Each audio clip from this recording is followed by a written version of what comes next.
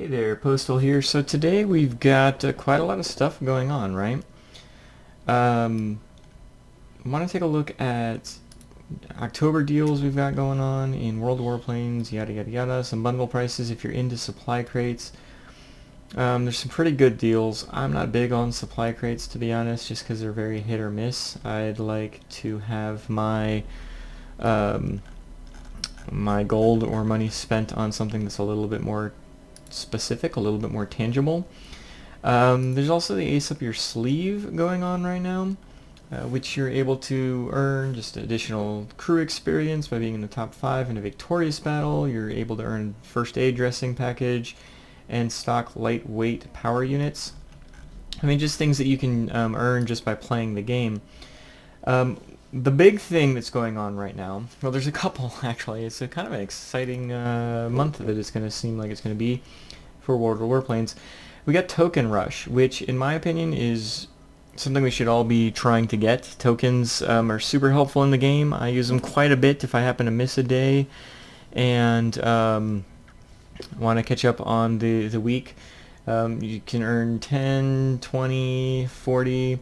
So I mean right there we're at 70 plus 50 more, 120 tokens.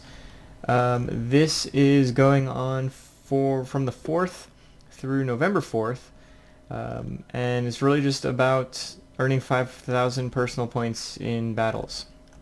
You do have to play a lot of battles. I haven't even played a battle yet, but I don't believe I don't think these 10 battles don't count towards these 20 battles, right? I think you need to complete this, and then the 20 battles starts here. So really, you've got 10 battles, plus 20 battles, plus 30 battles, plus 40 battles. So I mean, that's 100 battles that you've got to get 5,000 personal points. 100 battles is a decent amount of battles in a month, but it's not unprecedented. And you get 120 tokens out of it. So you definitely want to try to do the token rush that's going on right now. We've also got going on March of Nations. So March of Nations is pretty cool in my opinion, and I'll give you a reason as to why. It's just nice that each week there's a different nation that gets the 20% discount. What it says here is, the main nations, so Soviet, Germany, American, British, and Japanese, during these weeks will get discount on their aircraft type. On top of that, and the thing that's kind of exciting, during this whole month from the October 4th to November 8th, you get 20% off all premium aircraft, not just in the premium shop for dollars, but also in the game client for gold. So I'm going to go back to this in just a second and why that's actually significant. This week we have the USSR, the Soviet nations.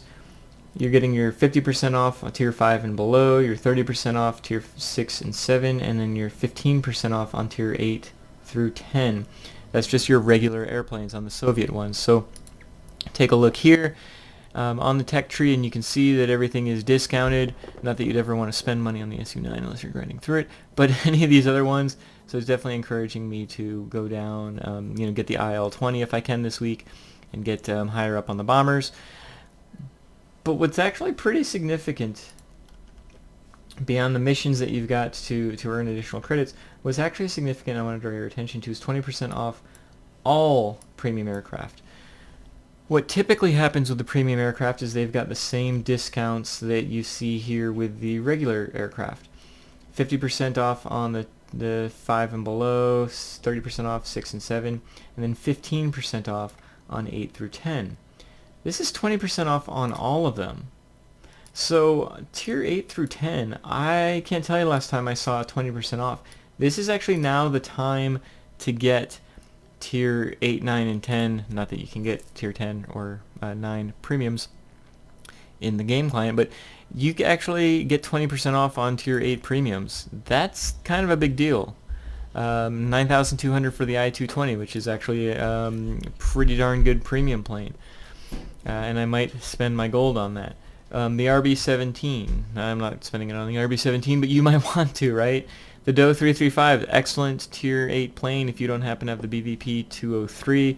And even if you do, this is I've heard it's a good plane. So Any of the tier 8s, that 20% is actually a big deal. The J8M, 10,000 gold, but also, again, in the actual premium shop, it's 20% off. Tell me the last time it was 20% off, and I'll be surprised. Things like the Sea Fang, things of that nature.